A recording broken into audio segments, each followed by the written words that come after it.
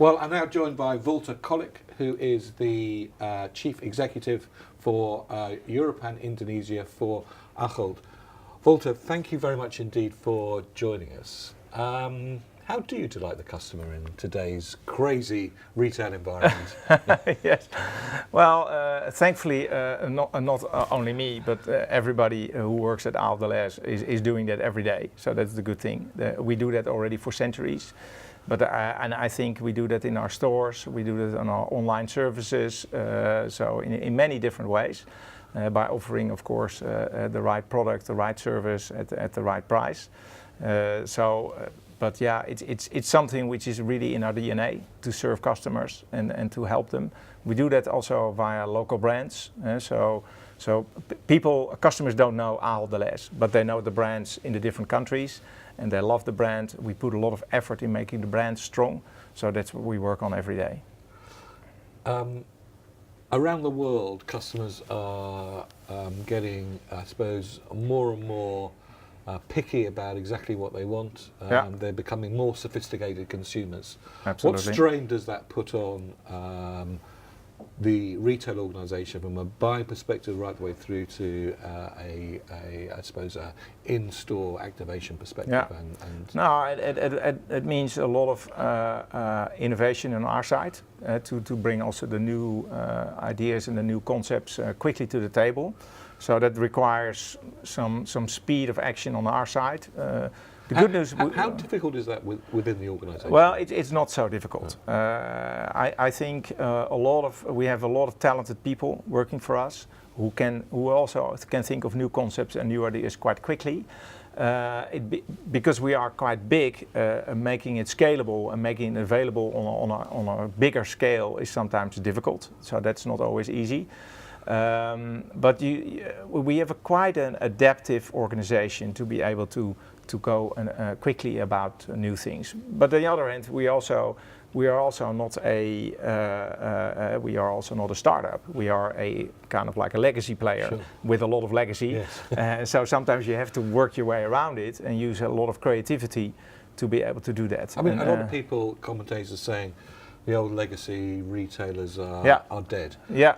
That's clearly you're living proof that that's not true. Alive and kicking. Yes. But what advantages? I mean, there must be a whole series of advantages that legacy players have. Absolutely, and I'm also a very strong believer in focus on your strength, and of course, and try to fix the other things. So we have a lot of buying power. We have a lot of customers who already shop at us, where we can try new things. So we have a lot of trust in our brands, who are for many years very old and still are highly ranked. But we just need to keep on fighting to keep that trust going. So that is the good thing. I mean, we can, for instance, we have in the Netherlands here 1,000 stores. If we want to try something new, we use a couple of stores, we see what works, and then we either scale up or scale. There's not a lot of other retailers who have, or other players who have that opportunity to get so close and so connected with the customers. And sometimes we can use also new tooling, like, hey, give us a rating, give us this, give us. So I think we sometimes underutilize our strengths in a way, but we have absolutely opportunities to move also in the new world. And those opportunities clearly include physical. And again, there are many people who would say, 101 now, cut as much physical as you can. You're not doing that. So what do you see within physical that is so alluring? A lot, because if you look at our physical store, if you only look at it already for 4 years ago, we had a lot of non-food in it. We didn't have hardly any food services in it. We put the non-food online, so we sell it at bol.com, which is our non-food online player.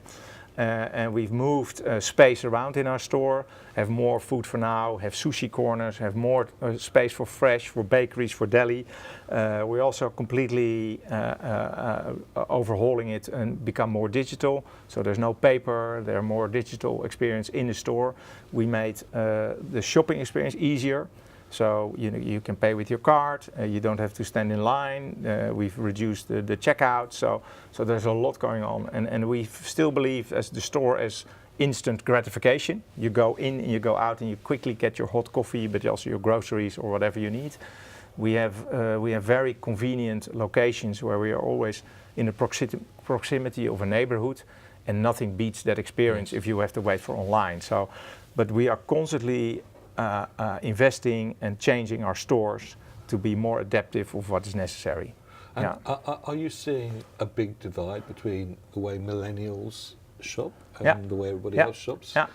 And what are you going to do about it? No, be there for both of them. Yes. I mean, I mean, joking aside, is that a very complicated thing to do? No. Right. No, because ultimately, what millennials want is actually something that older people like us also want. You don't think we're millennials? Well, maybe Sadly not. We might have the mindset. Dreams, we might have the mindset, but we are technically we're not.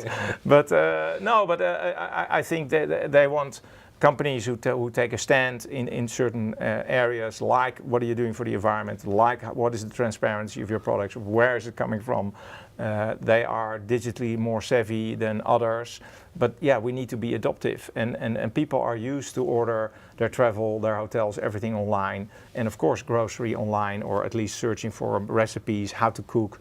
Yeah, we need to be there, and we have a lot of, we are actually in the Netherlands the biggest employer of millennials. So we have them, because we also said like, how do we deal with the millennials? I said, well, let's ask our people in this who work with us, because they can also design things that are fit for millennials. So and are they listened to within the organisation? Well, they probably say no. I think yes, but because you never listen enough. But I think we want to be there for everybody. So it's not only a millennial company. We also have a lot of elderly people who like to go to the store, who like to be serviced.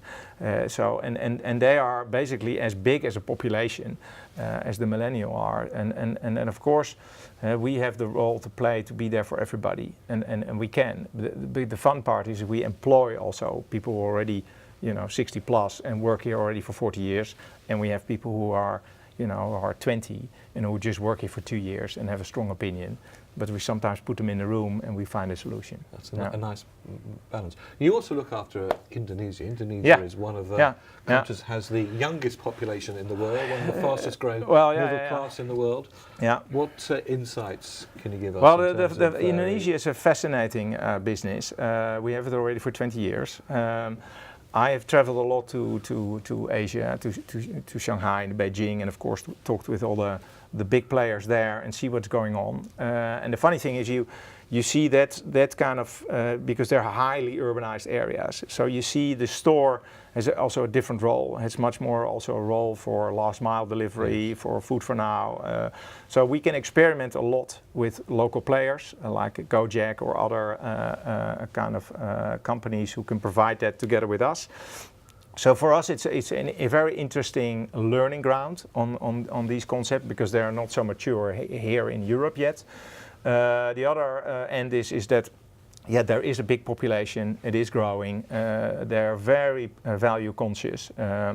Everybody knows the price of a chicken, an egg, and all the other staples. So there is a growing need for more fresh. We can bring in a lot of know-how to local farmers and to help to have a better crop, so that they can serve us as a strategic partner.